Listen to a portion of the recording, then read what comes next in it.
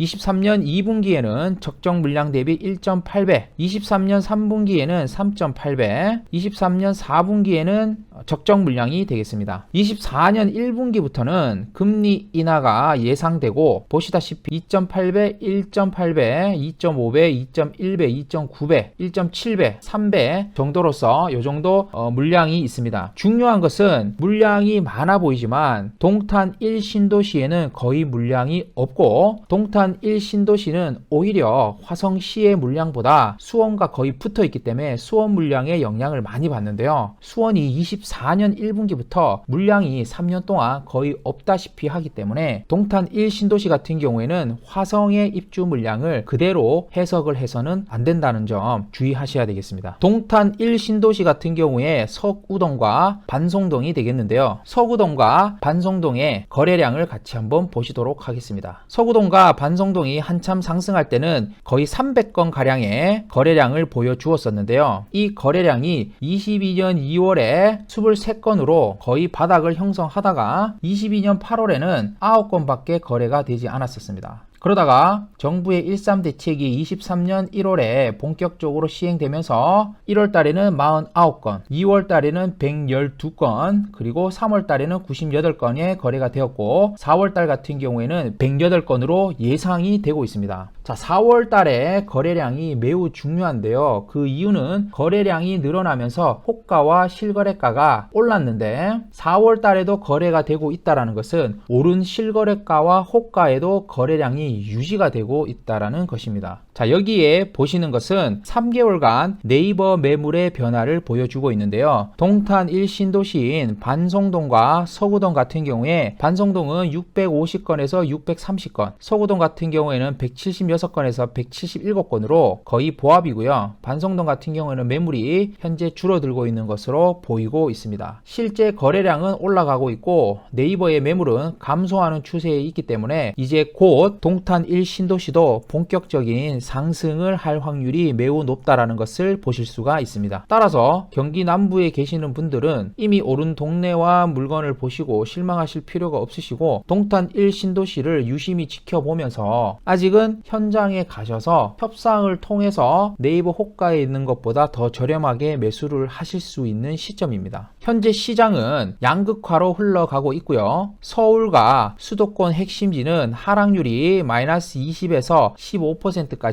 최고가 대비 줄어든 상태고요. 이런 물건들은 절대로 추격을 매수해서는 안 됩니다. 한동안 이 오른 가격으로 보합 내지는 약간 더 떨어질 수도 있기 때문입니다. 이미 오른 동탄2와 비슷한 입지에 호재가 매우 풍부하고 현재도 실거래 가치가 높은 동탄2를 추천을 드리는데요. 있는데요. 그 이유는 바닥 가격이 여전히 있고 현장에 가서 내고도 가능할 것으로 보입니다. 또한 2024년에는 GTX-A가 개통하고 26년도에는 인동선이 완성이 되면서 한 정거장을 1호선과 GTX를 이용을 할 수가 있게 됩니다. 또한 27년에는 트램이 완공이 되면서 동탄2부터 해서 병점까지 아주 편안하게 트램을 이용해서 사용을 할 수가 있습니다. 위에서 보셨다시피 5억에서 6억대 물건이 여전히 많기 때문에 특례 보금자리론으로 세팅을 하시게 되시면 대출이 70%까지 받을 수 있기 때문에 실제 투자금은 1억에서 1억 후반대로서 아주 좋은 수익률을 가질 수 있는 시점이 된다라는 점까지 말씀드리면서 오늘 영상은 여기에서 마무리 짓도록 하겠습니다. 다음에도 더 좋은 내용으로 찾아뵙도록 하겠습니다. 구독과 좋아요 꼭 좀 부탁드리겠습니다. 감사합니다.